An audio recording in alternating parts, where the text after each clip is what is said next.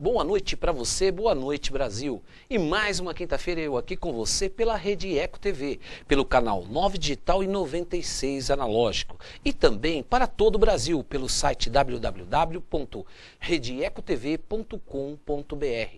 Nesta quinta-feira o Brasil acordou muito mais triste. A nossa Suprema Corte e a última corte do nosso país sufocou a esperança de todos nós brasileiros em fazer justiça neste julgamento do mensalão e acendeu uma forte expectativa em todos nós brasileiros em uma grande impunidade.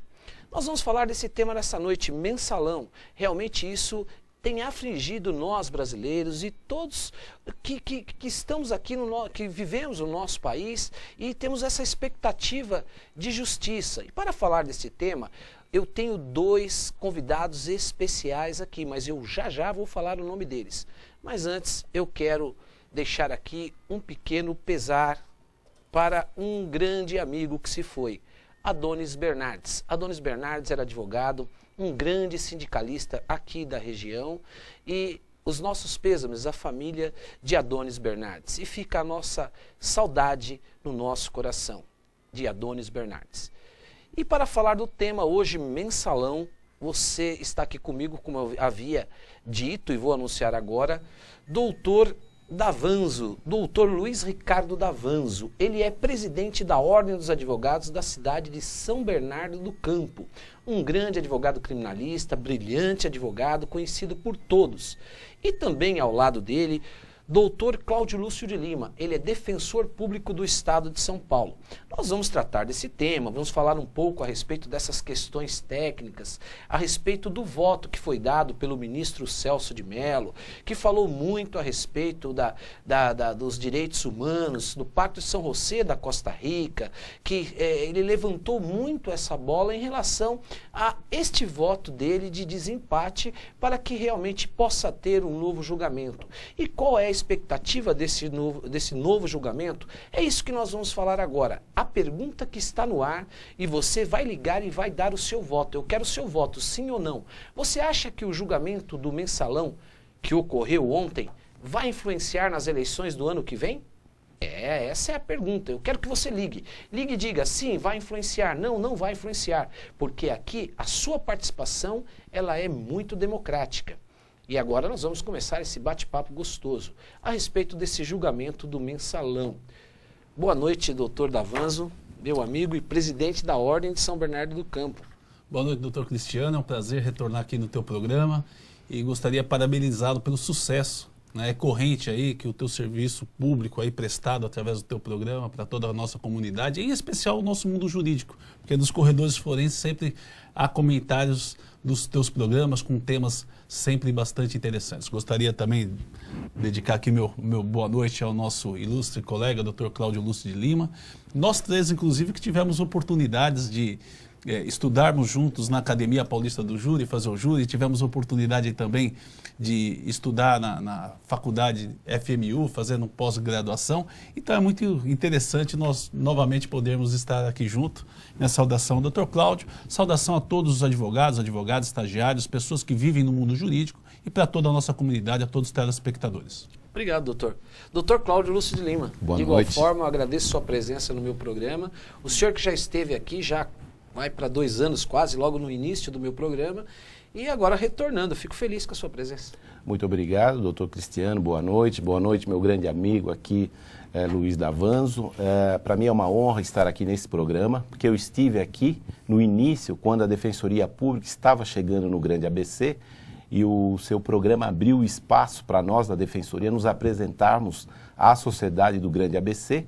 Hoje nós já estamos aí numa franca marcha de ampliação da Defensoria no Grande ABC, mas trabalhando em parceria com a Ordem dos Advogados, porque ela é uma grande parceira nossa. Mas é uma honra para mim estar aqui nesse programa mais uma vez e debater aí esse tema aí tão tormentoso, tão assim judicioso, né, podemos dizer assim, que a sociedade hoje o dia todo aí está falando, está discutindo, em qualquer lugar que você vai, quando você se apresenta, que você é do mundo jurídico, todo mundo quer saber qual é a tua opinião. Então eu acho muito salutar, muito bacana, e quero agradecer por estar honrado aqui de estar mais uma vez aqui nesse programa e inteiramente à disposição aí. Eu que agradeço. E eu quero a sua ligação no 2379-4733. Você liga, pode fazer a sua pergunta aqui para os meus dois convidados, dois debatedores, muito interessante, um bate-papo gostoso. O meu programa ele é democrático, livre, e eu quero já agradecer a minha grande audiência no Grande ABC e também por todo o Brasil, mas especialmente aqui no Grande ABC, nas 7 cidades. A você que está aí na sua casa me assistindo, muito obrigado. E hoje o tema é esse, o julgamento do mensalão. Ligue, eu quero saber, você acha, na sua opinião, que o julgamento de ontem vai influenciar nas eleições do ano que vem? Quero o seu voto. Mas eu já vou fazer uma pergunta aqui para os dois, mas eu quero já falar com o Dr. Cláudio a respeito dessa questão. A expectativa que se criou, e eu falava na minha abertura, era que realmente fosse terminar essa questão do julgamento do mensalão. A sociedade brasileira, Dr. Cláudio, ela esperou muito tempo para isso, um julgamento que se desenrolou por muito tempo. Só que o que nós observamos ontem no voto do ministro Celso de Mello é um recurso, embargos infringentes, e isso ocorreu, houve o desempate, 4 votos, são 11 ministros, né? E ali houve o desempate dele. Só que ele se socorreu de uma questão para que ele pudesse dar o voto, que nós percebemos, e eu também percebi isso, a respeito do regimento interno do STF. Um regimento antes da Constituição de 1988, onde tinha essa previsão desses embargos infringentes. A pergunta que eu vou fazer já de plano para você, Dr. Cláudio, e também para o Dr. Davanzo, na sua opinião, houve uma dose de política, de um voto político do ministro Celso de Mello? Bom, a meu ver, enquanto operador do direito, eu entendo, eu me filio à corrente desta que me parece que foi nesses 6 votos que entenderam cabível que a impetração, né, a apresentação desses embargos infringentes. Eu sempre aprendi isto, né, na minha vida ao longo do direito, e sempre ouvi que à medida que se sobe as instâncias no Brasil, nos tribunais, ou seja, um processo que começa aqui em Santo André e acaba indo para Brasília, no Superior Tribunal de Justiça ou no Supremo Tribunal Federal, você tem o distanciamento, você está mais próximo da técnica na origem do que nos tribunais superiores. E nos tribunais superiores haveria uma dosagem política do julgamento. Eu não concordo, eu acho que isso não ocorre, e digo pelo seguinte: eu entendo que o Supremo, como guardião da nossa Constituição, ele se preocupa com seus julgamentos apresentar aquilo que nós chamamos de a funcionalidade do sistema, ou seja, ele vela, ele estaria assegurando o sistema de justiça, como ele funciona. Por ele estar no ápice, talvez espere-se do Supremo Tribunal Federal, em alguns casos, julgamentos que possa fugir um pouco da técnica e ir para o lado político. Mas, se nós analisarmos os 6 votos, tanto também os outros 5 votos, há uma preocupação com a funcionalidade do sistema. Então, eu entendo que os ministros do Supremo Tribunal Federal têm, em princípio, uma preocupação de funcionalidade do sistema, da harmonia que deve existir entre os poderes, e ele, como responsável e guardião da Constituição, ele procura fazer o julgamento, do meu entender, estritamente técnico. Claro está que aí nós entramos numa outra seara, que é a questão da repercussão do julgamento. E a repercussão, sim, ela tem o lado político. E talvez esta repercussão, às vezes, não bata com aquilo que nós esperamos daquele julgamento. Tá. Mas aí é uma questão de opinião, já não é uma questão de julgamento. E o senhor, o que você acha, Davanzo? Com relação a ter o cunho político aí, em especial com relação ao entendimento, à decisão do ilustre ministro Celso de Mello, para mim está claro que não tem nada de político.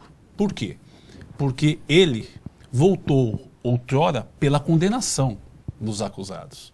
Então, a questão da decisão dele agora é técnica. Ele anteriormente, inclusive, demonstrando uma tendência para a condenação, ele que já tinha votado pela condenação, quando houve aquele recurso, existiu aquelas circunstâncias que os réus gostariam de ser julgados pela primeira instância, ele teve que sustentar naquele momento, não, eu não concordo com que sejam julgados pela primeira instância. Nós entendemos, ele na oportunidade falou, que pode ser julgado aqui pelo Supremo Tribunal Federal, mesmo porque aqui também cabem os recursos, cabe os embargos infringentes. Então, naquele momento ele já tinha se posicionado. E se ele voltasse atrás agora, ele ia estar mostrando uma incoerência e, por consequência, um julgamento por exceção. Então, no caso dele, eu entendo que não houve decisão política. Perfeito. Mas a pergunta que eu faço para vocês dois, a respeito eu ingressei no tema político até para que a gente possa clarear os nossos telespectadores. Celso de Mello, ele ingressou no Supremo aos 43 anos, indicado pelo presidente Sarney. Marco Aurélio de Mello, aos 43 anos, ingressou, indicado por Fernando Collor de Mello. Gilmar Mendes ingressou aos 46 anos, indicado por FHC. Joaquim Barbosa por Lula. Ricardo Lewandowski por Lula. Carmen Lúcia por Lula. Dias Toffolo por Lula. Luiz Fux, recentemente por Dilma. Rosa Weber por Dilma. Teori Zavascki por Dilma. E Luiz Roberto Barroso por Dilma. Essa indicação política não tem um peso? Pelo que eu vejo, e até o julgamento desse processo, dessa ação penal 470, dito mensalão, revelou que não. Porque se nós observarmos algumas matérias jornalísticas recentes, algumas matérias que nós tivemos recentes, em que se cobrou de alguns ministros posicionamentos por conta de ter sido nomeados por um desses presidentes da República, no caso específico do Lula. Foi cobrado de alguns ministros de que se esperava um voto no sentido de que favorecesse os réus. Que é o caso do Joaquim Barbosa. Que o próprio Joaquim Barbosa, o que mais está combatendo, não é isso, doutor Cláudio? Exatamente. Doutor Cristiano, ele foi nomeado pelo Lula. Pelo Lula, porque eu acho o seguinte, na verdade, se nós analisarmos como que é a nomeação do ministro, é uma lista tríplice, é uma lista que é feita pelo ministro da Justiça, entregue ao presidente da República, e o presidente da República, juntamente com a sua assessoria, escolhe uma pessoa e apresenta ao Senado Federal. Essa pessoa é sabatinada pelo Senado Federal, votada pelos senadores, e em seguida aprovado, vai o ato para o presidente da República e ele nomeia, e ele toma posse. A partir deste momento, ele passa a ser o juiz do Supremo, ele passa a ser o guardião da Constituição. Ele não tem vínculo com o governo, ou com o governo que o nomeou. Por isso que nós temos até essa coisa de citar o caso do Joaquim Barbosa. Mas eu cito um outro ministro que hoje, até hoje, nas matérias jornalísticas, ele é cobrado, e é o novo relator, que é o Luiz Fux. Que ele foi cobrado no sentido de que algumas personalidades do mundo político, dizendo que ele, ao fazer a sua peregrinação para ser nomeado ministro do Supremo, teria prometido a algumas pessoas a absolvição. Fato que ele jamais disse que isso é verdade, e mais do que isso, disse também que ele, enquanto juiz, ele tem que conhecer os autos, ou seja, os fatos e as provas, formar a sua convicção e dar o seu voto. Então eu acho que há um ingrediente de indicação política na peregrinação e na nomeação. A partir do momento que é nomeado ministro do Supremo Tribunal Federal, eu vejo todos os ministros aí, demonstrando a sua convicção, a sua independência, o que se espera de um ministro do Supremo. Vamos ingressar agora, e aí eu faço para o doutor Davanzo, né? Nós, advogados, nós temos essa militância, essa luta aguerrida em defesa da liberdade, dos direitos constitucionais, que são direitos fundamentais, que nós sabemos disso. Vamos ingressar no discurso, né, da esteira do voto do ministro Celso de Mello. Ele falou do Pacto de São José da Costa Rica, ao qual o Brasil é signatário dos direitos humanos, que a liberdade ela vem em primeiro ponto, e que me chamou muita atenção foi uma questão interessante, que ele falou que todo juiz de Estado, que os juízes brasileiros, autoridades, devem resguardar a liberdade do cidadão. E isso é indiscutivelmente, é a nossa luta e o nosso questionamento. Mas, por outro lado, o que nós verificamos, e até o ano passado, que veio para a mídia, uma mulher que furtou uma lata de manteiga, uma margarina, e ficou 9 meses presa. E o Pacto de São José da Costa Rica? E os direitos humanos da razoabilidade de um julgamento? O que eu pergunto para você, Davanzo, é a questão objetiva. Todos são iguais perante a lei ou depende da posição social que cada um ocupa na sociedade? Eu creio que o nosso ministro, ele perdeu uma suprema oportunidade. Uma coisa nós, enquanto advogados, entendemos que cabem todos os tipos de recursos, o princípio da ampla defesa, o princípio da presunção de inocência, nós sabemos de todos os recursos, Pacto São José da Costa Rica, direitos humanos, a gente vê a importância e a relevância de todos esses temas. Só que, no Estatuto da OAB, né, nós temos lá numa parte que fala do Código de Ética, que compete à OAB cuidar da cidadania, da justiça e paz social, do Estado Democrático de Direito, e me chama a atenção algo que tem lá na parte de ética da OAB, dizendo que com relação à justiça, nós advogados devemos lutar por ela. Com relação à aplicação das leis, nós devemos fazer com que a Constituição seja cumprida, que haja o aperfeiçoamento das leis. Então, olha que interessante. Eu entendo que o nosso ministro Celso de Mello, e por consequência os demais ministros, perderam a oportunidade de sair um pouquinho desse formalismo, perderam essa oportunidade de tomar uma decisão para devolver para a sociedade a crença que ela tinha no Poder Judiciário. Não, entrando na tua resposta, a gente sabe que isso não é aplicável no dia a dia para um cidadão comum. E a partir do momento em que você não pune, você está homenageando a impunidade neste caso. Então, eu vejo que houve realmente uma perda desta oportunidade por causa de um formalismo, por causa da lei, da norma que tinha dar essa oportunidade, só que é o tal negócio. Muito mais importante do que a lei é a justiça. Tanto que existe aquela frase que onde houver um conflito entre a justiça e a lei, que prevaleça, no caso, a justiça. Perfeito, muito, realmente a sua resposta é muito interessante e vem ao encontro exatamente de nós, operadores de direito, nessa luta, nessa dificuldade, que é exatamente nas primeiras instâncias que existe. Muitas vezes você tem uma pessoa primária de bons antecedentes e você tem ali um convívio social muito intenso, que se justifique uma liberdade provisória e não se consegue. Então, essa dificuldade que muitas vezes se parece que se existe o céu no STF e aqui embaixo, né, o inferno para os brasileiros comuns. Então isso é muito realmente difícil. Questão de exemplo, né, doutor Cristiano? Porque é o tal negócio, uma imagem vale mais do que 1000 palavras, né? Só que o exemplo também vale mais do que 1000 palavras. E queira ou não queira, a sociedade precisava acreditar, porque dizem que o crime não compensa, né? Dizem, o crime não compensa, mas a sociedade precisa crer nisso. A sociedade precisa acreditar que, olha, está se fazendo justiça, ainda mais num momento tão importante que nós estamos vivendo, que nós acabamos de ter as manifestações populares. Seria um momento histórico para isso acontecer. Muito interessante. Doutor Cláudio, o ministro César Peluso, que não é mais ministro, ele veio a público o ano passado e ele saiu nas páginas amarelas da Veja. E ele veio com um discurso muito fechado, representando o STF naquela ocasião, como presidente da maior corte do nosso país, dizendo que existe um excesso de recurso no nosso Brasil e isso realmente precisava se terminar pelo nosso legislativo. O que eu te pergunto, existe um excesso de recurso no nosso ordenamento jurídico ou a nossa justiça que é morosa?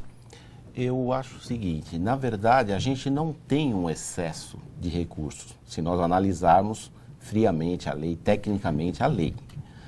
A questão da justiça, da questão da morosidade da justiça, eu vejo que é mais de estrutura do que de lei.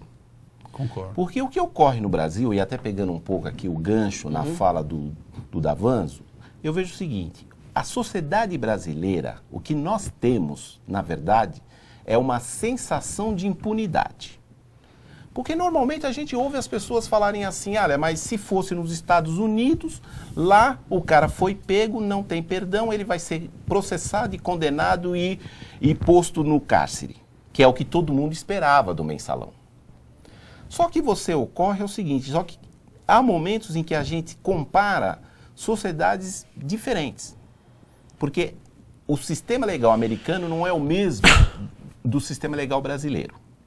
E segundo, o que talvez falte ao judiciário, e aí falte ao judiciário nos grandes momentos, que são os grandes julgamentos, e aí eu vou resgatar um julgamento que nós tivemos em 92, de um ex-presidente da República, que todos nós lembramos, que este mesmo Supremo, com outra composição, é claro, mas algum desses ministros aí estavam lá. Marco Aurélio, o próprio Celso Mello, deram votos que foram pela absolvição do presidente acusado de corrupção.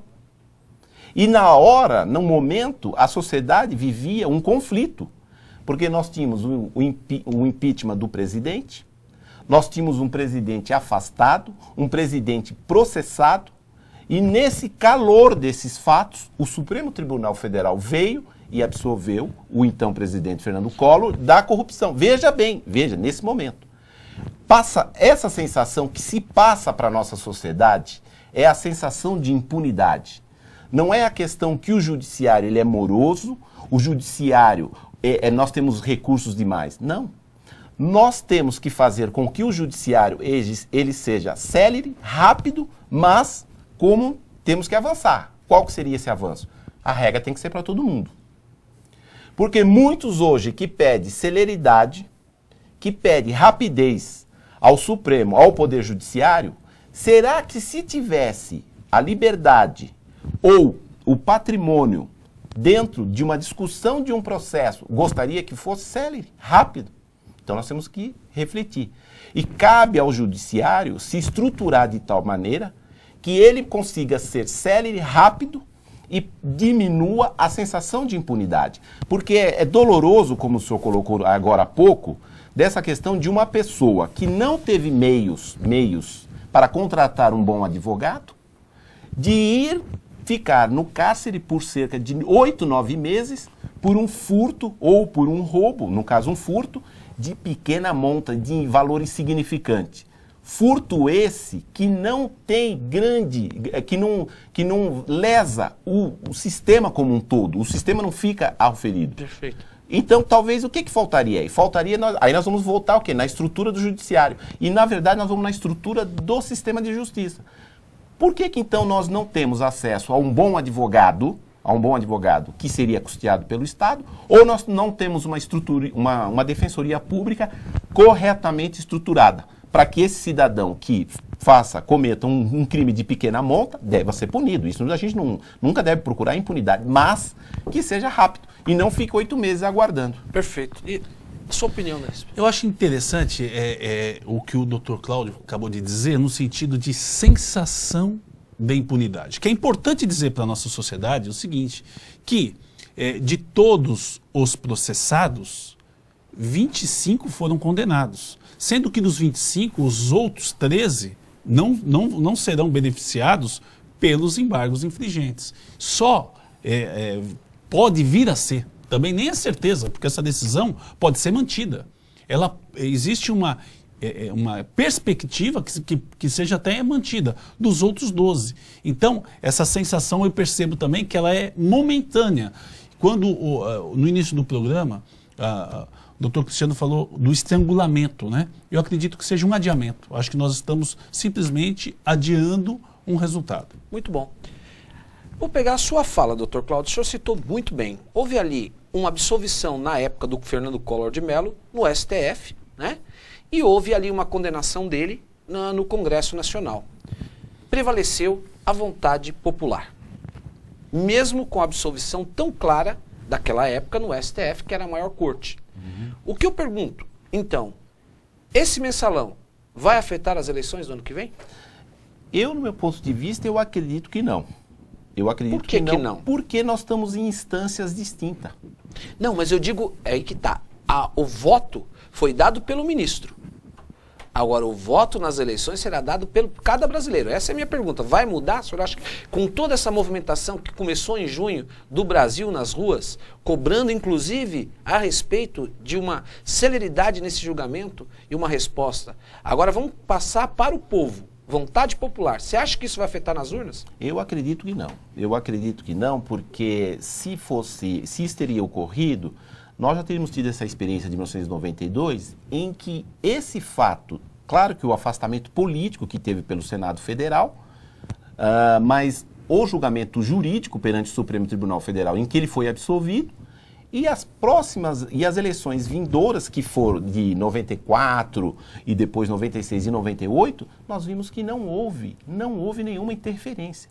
Então eu acredito que esse julgamento dessa ação penal 470, dita mensalão, mesmo com esse julgamento que teve, em que parte da sociedade, porque nós tivemos o seguinte, veja, teve uma pesquisa recente aí de um jornal, às vésperas do julgamento, em que 55% da sociedade queria que os embargos não fossem aceitos. E os outros 45% dizia que sim, não, tem que ser aceito. Então, veja, mesmo na sociedade, se nós fizermos, veja, uma pesquisa feita ali por um jornal importante desse país, não deu tanto uma diferença assim de 70% a 30%, 80% a 20%. Veja, foi ali 55% com 45%. Veja, a parte ainda da sociedade ainda acredita que o julgamento do Supremo, ele não vai interferir. E eu me filio a essa corrente. Eu acredito que esse julgamento do mensalão para as eleições de outubro do ano que vem, no meu ponto de vista, não vai haver influência alguma. Porque nós estamos quando eu falo em instâncias distintas, eu quero dizer o seguinte, o mundo jurídico, ele às vezes comunica com o mundo político.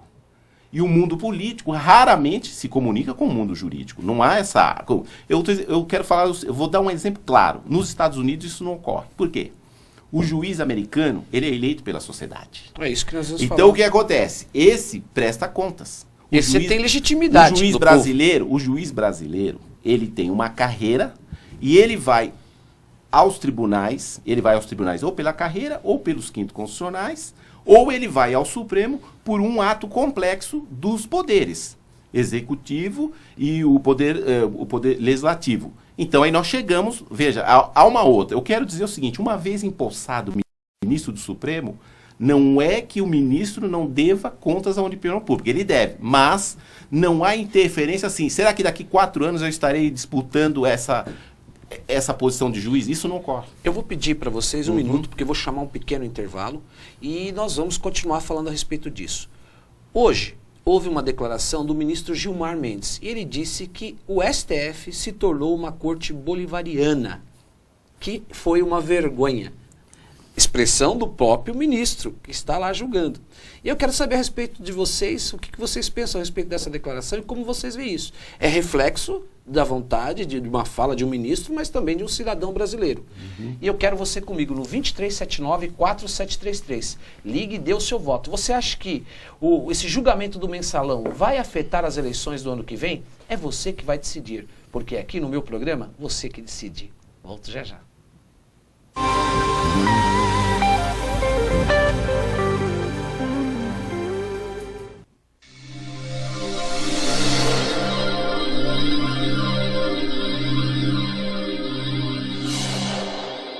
Cada 3 segundos, uma criança morre. Resultado da miséria absoluta. E o pior, todas essas mortes poderiam ser evitadas. Junte-se à chamada global para a ação contra a pobreza.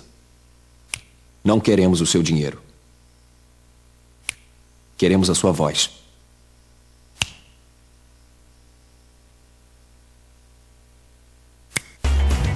Eu não sou diferente de ninguém. Quase todo mundo faz assim. Eu me viro bem melhor quando tá mais pra bom que pra ruim. Não quero causar impacto, nem tampouco sensação. O que eu digo é muito pesado. É o que cabe na canção. Eu não sei viver triste sozinho. É a minha condição. Iguais na diferença. Campanha pela inclusão das pessoas com deficiência. Deitado eternamente em berço esplêndido, Ao som do mar e à luz do céu profundo. Fulguras ao Brasil, florão da América. Iluminado ao sol do novo mundo. Do que a terra mais garrida. Teus risonhos, lindos campos têm mais flores. Nossos bosques têm mais vida. Nossa vida em teu seio mais amores. assine a petição pela lei do desmatamento zero. Eu assinei. E eu também assinei. Eu assinei. Abrace essa causa. Assine.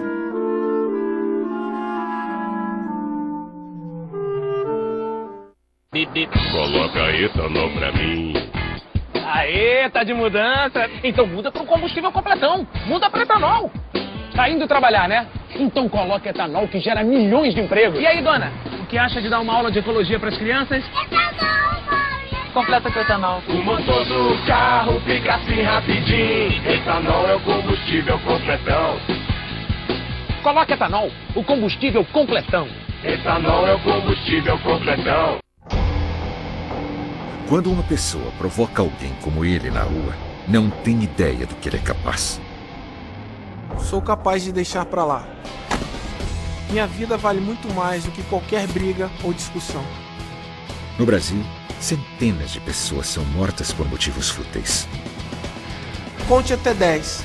A raiva passa e a vida fica. Paz. Essa é a atitude. Uma campanha do Conselho Nacional do Ministério Público e ANASP.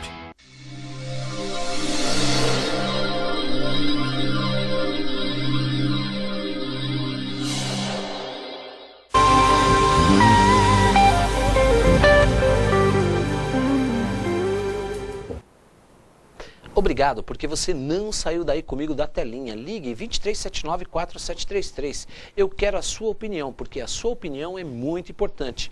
Já temos aqui, vou dar uma parcial. 60% das ligações já estão dizendo que realmente vão influenciar sim. E essa votação do mensalão vai influenciar. Contra 30% da votação contrária, dizendo que não vai influenciar. 30% a 40%, né? 30%. 60 e 40. 60 e 40. Mas eu cometi uma injustiça aqui, e nós estamos num debate muito acalorado e está crescendo, eu acho isso que é o gostoso da democracia, né? E, doutor Davanzo, o senhor acha que, na sua opinião, eu ouvi o doutor Cláudio, na sua opinião, esse julgamento vai influenciar nas eleições do ano que vem? Com certeza, acredito que vai influenciar sim, porque a denúncia de 2005, ouso aí discordar do doutor Cláudio, porque a denúncia é de 2005, né? A denúncia de 2005, o processo é de 2007. Nós tivemos eleições em 2006. Então, vige o princípio da presunção de inocência. 2006, 2010, acho que não influenciou. Só que hoje, o que acontece? Naquele momento, nós tínhamos tão somente a mídia para poder falar. E nós sabemos que, às vezes, ela não é tão isenta. Hoje, nós temos as mídias sociais. Temos o Twitter, temos o Facebook. Né? Hoje nós temos vários contatos sociais e o que nós temos percebido? A revolta, indignação, inconformismo popular. Eu não sou a favor da teoria do pânico, não sou, mas eu percebo que isto é uma voz corrente nos meios sociais hoje. Muito bem. E nesse sentido também, eu fiz uma pergunta a respeito em cima de uma declaração do ministro Gilmar Mendes. Ele falou que essa decisão realmente foi uma vergonha e o STF se tornou uma corte bolivariana, né? Com todo respeito à Bolívia, mas eu queria ouvir a sua opinião. O que o ministro quis dizer com isso? Que realmente foi uma decepção, né? Eu acho que talvez não seria nem a Bolívia, né? Acho que o ministro estaria pensando na Venezuela, quando ele estava falando essa declaração, porque o finado presidente da Venezuela, ele sim criou lá a República Bolivariana, né? Exatamente. E, então ali que me parece que na Venezuela... Bolivariana. E houve, me parece também, que ali na Venezuela houve um certo atropelo das instituições, o judiciário, o próprio executivo, então eu acho que ali... Eu acho que no Brasil não. Nós não estamos, pelo contrário, eu tenho, mais uma vez, discordando aqui do doutor Davanzo, me permita, né, doutor Davanzo? Por que eu acho que nós não estamos dentro de uma república bolivariana a partir dessa decisão? Eu vejo ao contrário. Nós estamos na afirmação do Estado Democrático de Direito. O que é isso? São as regras do jogo. Este processo ele começou com regras e vai terminar com essas regras. No Brasil, vige ainda o princípio de que vale a lei que está em vigor, não aquela lei que eu quero que ela esteja em vigor. E mesmo a interpretação que possa levar aquilo que eu queira. Não. O sistema ele funciona por princípios, por normas, e aí você cria um sistema todo que é esse sistema nosso aqui, que é o Estado Democrático de Direito.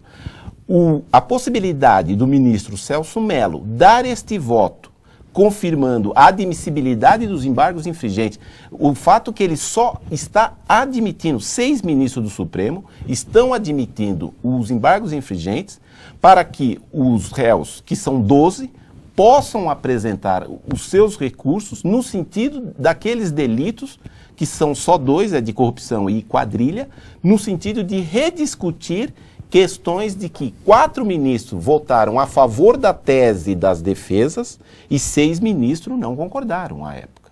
Então é isso que a gente precisa deixar. Veja, nem isso. Agora a gente não sabe como os novos ministros, a ministra Rosa, o Theory e o Barroso, como eles votarão. Perfeito. Eu quero já passar uma informação aos 2 debatedores que houve um empate, não é verdade? E no final eu vou dar o meu voto como relator do programa e vou desempatar essa questão. Mas como eu fui citado, questão de ordem, fui citado a ele, ousou discordar de mim. Eu concordo realmente que existem leis e que as leis existem para serem cumpridas, que todo jogo tem regra. Só que eu pergunto, o formalismo da lei, ela é mais importante do que a justiça? Eu pergunto o seguinte, a forma é mais importante do que o conteúdo? Porque é importante nós termos boas leis, mas muito melhor que ter boas leis é ter bons operadores do direito, bons advogados, bons defensores públicos, bons promotores de justiça, bons juízes, desembargadores e bons ministros. Mais importante, mas em especial as autoridades que têm o poder de decidir. Porque elas, sem arranhar as garantias do jurisdicionado, ela pode dar vida e polimento às leis excelentes e pode, na verdade, encontrar meios de fazer justiça. E eu creio que nós perdemos a oportunidade de fazer justiça de imediato. Muito bom. Uma justiça séria e eficaz. Relator. Foi sorteado agora o ministro Luiz Fux. Vocês acreditam na possibilidade do relator vir a pedir a prisão desses réus para aguardar o julgamento, até a definição dos julgamentos? Cláudio? Não, eu acredito que não. Existe essa possibilidade? Existe a possibilidade, mas eu acredito que nesse caso em específico, em nenhum momento houve qualquer decretação de prisão, até agora. Então, por quê? Porque se entendeu que não era necessário a decretação da prisão, o recolhimento no cárcere de qualquer um dos acusados. Então, o que acontece? Vir agora fazer qualquer manifestação ou decisão no sentido de decretar a prisão e levar ao cárcere sem ter o julgamento final, ou seja, sem haver a decisão que vai transitar em julgado, da qual não caiba mais recurso, e aí nós vamos ter a possibilidade de executar essa decisão, essa sentença, no caso o acórdão do Supremo, e aí o início de cumprimento de pena. Em casos que haverá a prisão e casos que não haverá a prisão. Por exemplo, quem está no regime aberto, evidentemente ele se apresentará ao estabelecimento penitenciário e ao juiz da execução criminal e cumprirá sua pena. Aqueles que irão para o regime semiaberto, claro, serão presos e como do regime fechado. Mas veja, após o julgamento final. Antes, eu acredito que é total violação aos princípios básicos da nossa República, que diz que a prisão só pode ser em caso necessário. E até agora o Supremo disse que ela não foi necessária. Mas a procuradora Helenita, ela tinha informado que ela iria pedir imediatamente a prisão, embora ela foi substituída. Agora é outro procurador, né? A gente não sabe qual vai ser o entendimento dele, mas a procuradora Helenita tinha informado que ia pedir a prisão imediatamente. Muito bom. É uma visão que existe no mundo jurídico. Nós sabemos que existe essa possibilidade da apresentação da prisão, que teria que ser levado também ao plenário para ser definido isso. O ministro Luiz Fux, ele foi contrário a esses embargos infringentes, como que o voto dele foi contrário desde o início. Ele, como relator, ele vai ter um peso agora nessa questão? Porque ele já demonstrou a sua convicção em relação a rejeitar a esses embargos infringentes. Você acha que vai ter um peso dele em relação a essa questão? Eu acho que a posição do ministro Fux, enquanto relator, é a questão de... O relator é como ele que determina o ritmo do processo. Talvez, aí é uma questão aí de conjectura, uma questão aí de futurologia, talvez o ministro Fux procure ser breve no pautar este processo. Eu acredito que seja talvez essa a grande preocupação dele. Pautar o mais rápido possível. Tentar terminar esse julgamento ainda este ano. Que ele pode, enquanto relator, ele já conhecendo o processo como ele conhece, porque do 6-4 ele foi um dos votos do 6, ele agora pode muito bem acelerar, fazer com que seja pautado rapidamente o julgamento. Só ele só competiria isso. Acredito que talvez seja a brevidade no julgamento. Doutor Davanzo, o senhor acha que tem porque ele tem uma convicção formada, né? Qual é a sua visão a respeito disso? Você acha que ele vai ter como relator, ele vai realmente pesar nesse sentido aí, de realmente em relação a isso? Porque ele já tem essa convicção. Acredito que sim, ele já mostrou a tendência disso daí que eu digo, e a oportunidade que ele tem exatamente para se acabar fazendo justiça, porque dizem que justiça tardia é injustiça, então ele tem que fazer Joaquim Barbosa era relator e ele pegou pesado. Então, dentro dessa visão, eu vejo essa outra questão. Vamos passar por um pouquinho para que a gente possa...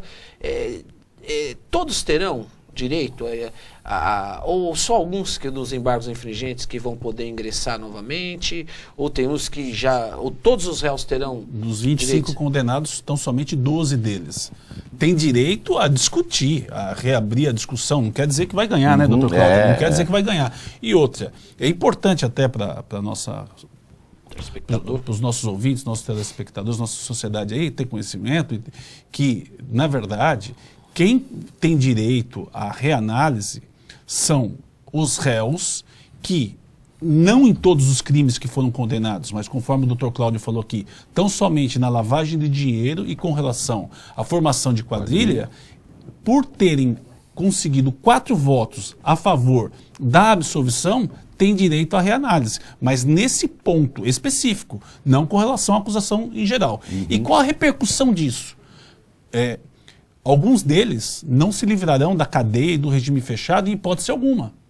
Boa parte deles, mesmo dos 12 que tem possibilidade de discussão. Outros poderão, eventualmente, se livrar do regime fechado e ir para o semiaberto. E outros do semiaberto para o aberto.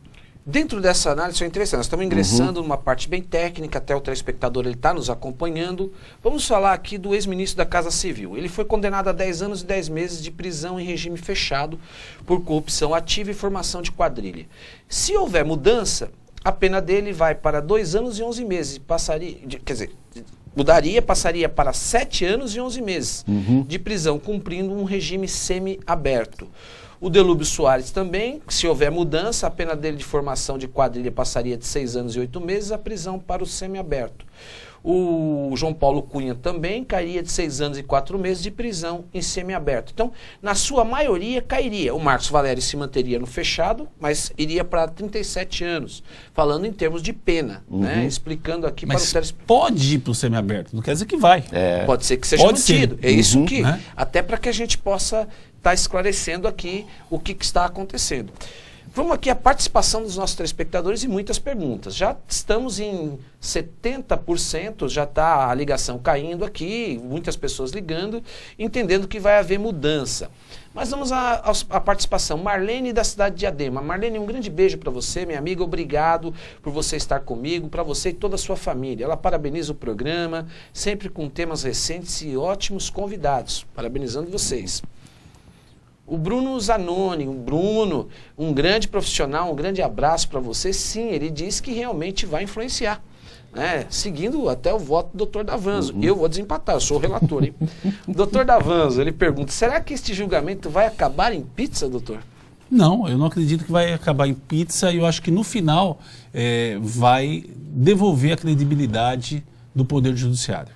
Muito bom. Elvio Sinclair, da cidade de Diadema. Elvio, que saudade de você. Aliás, sempre você comigo, né, no meu programa. Um grande abraço para a cidade de Diadema, bairro do Campanário. Ele disse que sim. E diz o seguinte: o gigante acordou e a renovação política começa pelo julgamento do mensalão. Tô seguindo o seu voto. Vamos lá, hein? A Cidinha, da cidade de São Bernardo do Campo, ela diz não, e porque os brasileiros já estão acostumados e estão tomando consciência. Cidinha, um grande abraço para você, para toda a sua família, aí da cidade de São Bernardo do Campo. São Bernardo do Campo, uma audiência maravilhosa, muito obrigado. A Juvândia, Wellenberg, sempre comigo também, Juvândia, de Ribeirão Pires, me acompanhando, um grande abraço para você. Ela disse que não, eu acredito na lisura do poder judiciário. Manifestação justa e legítima, obrigado por você estar comigo. Muito interessante a participação. Mas dando sequência aqui, até para que a gente possa entender, aqui seguindo a formação de pena, nós pegamos o Cristiano Paz aqui também, que ele é o ex-sócio de Marcos Valério. Se houver essa questão da formação de quadrilha, ele continuaria no fechado, foi o que vocês falou. Continua com 23 anos e 8 meses no fechado. Cátia Rabelo, acionista do Banco também Rural. Continua, os dois sócios do... Regime fechado, 14 anos mesmo. Continua no fechado. Né? João Cláudio Genu, na realidade, o caso ele pode ser absolvido, porque ele pegou 4 anos. O Breno Finsberg, ex-dono da corretora Bônus Banval, na reanálise pode ser absolvido. Né? E ainda aqui a Simone Vasconcelos, ex-diretora da agência do Marcos Valério, ela poderá recorrer da desometria porque das penas, lavagem de dinheiro e evasão de divisas. Esse julgamento, ele é um julgamento emblemático na história do nosso país. Por quê? Porque eu sempre digo, o Brasil ele está amadurecendo. As instituições estão amadurecendo de uma forma muito positiva.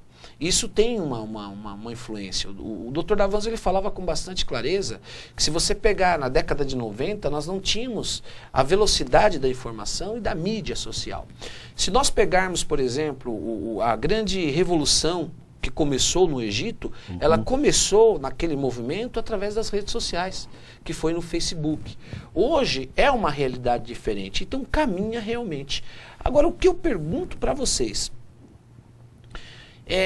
depois de tanto tempo, e somente depois que foram envolvidos excelências, pessoas de excelência no mundo político, pessoas que ocupam cargos na República e de grande destaque, em cargos executivos, chegando aí, realmente uma coisa que nós nunca assistimos no nosso país. Por isso que realmente tem um clamor público muito grande. E existe uma grande diferença. O ministro, com toda a sapiência dele, e aqui não precisa nem falar, nós somos operadores de direito e sabemos do conhecimento que o ministro tem. Entretanto, nós sabemos que numa decisão fundamentada de um juiz de direito, ele é claro e objetivo, muitas vezes, seguindo até a cota do promotor de justiça, quando diz que o crime trouxe clamor público, que o crime traz uma necessidade de uma reprimenda maior porque lesou a sociedade. E se mantendo, muitas vezes, em cárcere.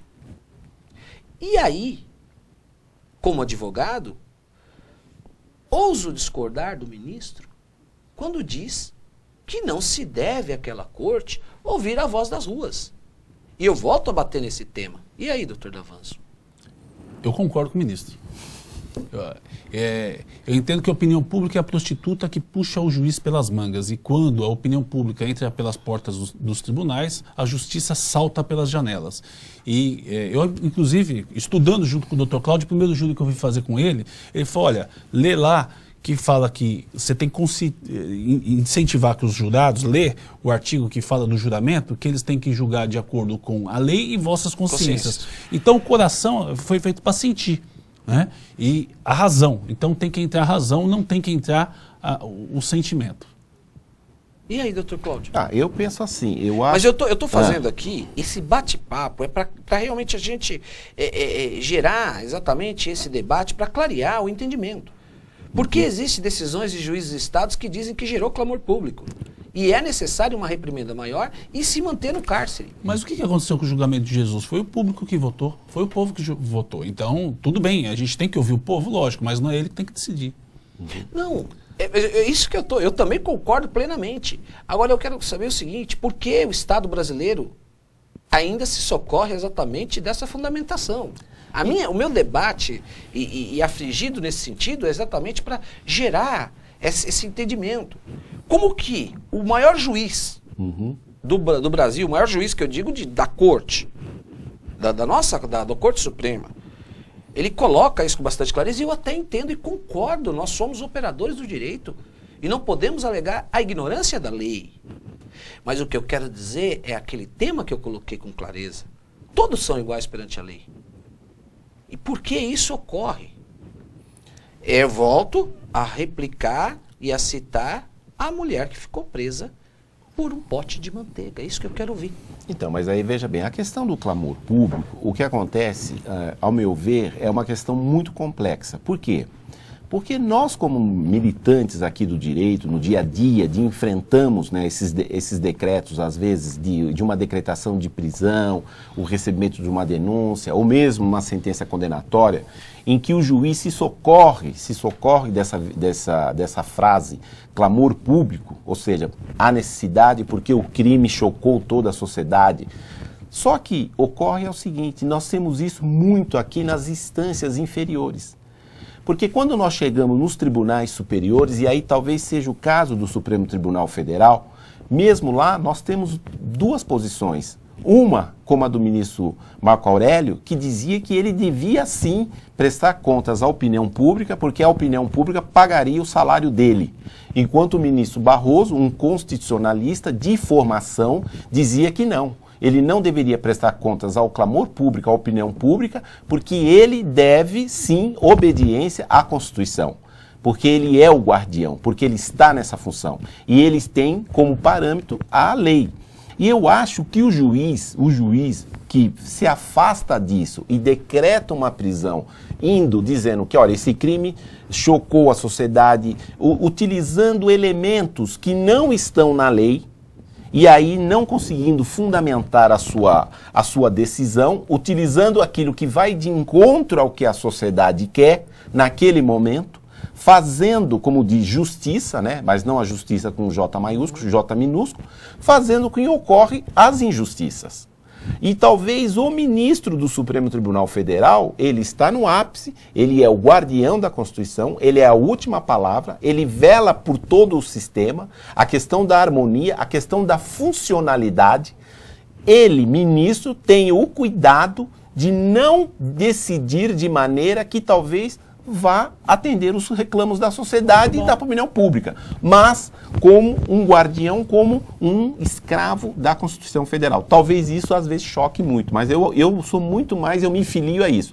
Só para fazer aqui um parênteses, essa coisa que o doutor Cristiano sempre volta de falar do shampoo, da margarina, eu vejo o seguinte, eu acho que o judiciário, talvez o judiciário agora, de tempos para cá, ele talvez será necessário que ele ouça mais a sociedade no formatar e no decidir a sua própria política pública de funcionamento. Aí talvez nós vamos ter um juiz preocupado sim com a sociedade, mas também ser um juiz, um guardião da lei.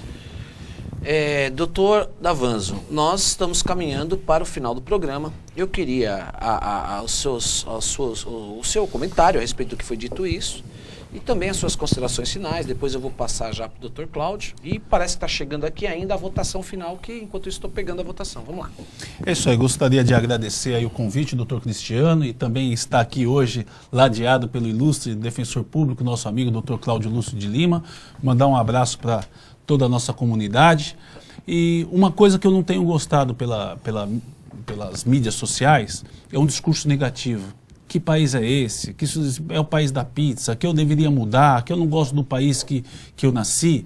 E eu vou citar aqui o Gonzaguinha, que ele compôs uma música que ele disse o seguinte: aquele que sabe que é negro o couro da gente, que segura a batida da vida o ano inteiro. Aquele que sabe o sufoco que é poder viver mas apesar dos pesares, ainda se orgulha de ser brasileiro. E eu acho que a nossa sociedade tem que se orgulhar de ser brasileira, e aquele que não estiver satisfeito nas próximas eleições, que ele se candidate. Muito bom. Dr. Cláudio, as suas considerações finais. Bom, eu quero agradecer mais uma vez o Dr. Cristiano pela oportunidade, agradecer aqui o meu grande amigo Davanzo, que a gente teve esse debate, também esperando que esse debate de hoje tenha contribuído, porque no sentido de que nós podemos observar aqui hoje, nesse debate, as duas opiniões. A do Davanzo, que é uma, e a minha outra opinião, mas isso faz parte da democracia e faz parte muito mais daquilo que disse um ministro do Supremo Tribunal Federal, hoje aposentado, Sepúlveda Pertence, que ele dizia o seguinte: o preço de viver sobre o Estado Democrático de Direito é um preço às vezes caro, mas nós sociedades temos que fazer essa opção. Vamos viver sobre o jugo do Estado Democrático de Direito. Às vezes podemos estar descontentes, mas faz a pena e a gente sabe que ali estará a regra, vai estar sendo obedecido, assim como ontem foi obedecido, no meu ver, a regra que está na nossa Constituição. Muito bom. Doutor Davanzo, mais uma vez, meu amigo, meu presidente São Bernardo do Campo, obrigado pela sua brilhante presença, como sempre. Obrigado. Saudades dos nossos programas, da Band que nós participamos, não é verdade? E quem sabe estaremos no futuro também participando de outros programas juntos. É um prazer. Dr. Cláudio Lúcio Lima, grande defensor público do Estado de São Paulo, que sempre nos honra e nos abrilhanta com as suas posições tão claras e objetivas. E a você, minha amiga e meu amigo que esteve comigo, obrigado pela sua presença. Meu programa dinâmico porque você está aí na sua casa. A votação foi 90% sim. Vai influenciar exatamente as eleições no ano que vem. E 40% não. E eu fiquei de dar aqui, houve um empate aqui dos debatedores, e eu vou seguir Vox Populi, Vox Dei. A voz do povo é a voz de Deus. Sim, pelo que está aqui, vai influenciar. Porque o grande julgamento quem faz é você. Quero trazer aqui uma pequena reflexão. Grandes homens nunca negociam seus valores, morrem por eles. Obrigado, minha amiga e meu amigo, porque você continua sempre comigo. Boa noite.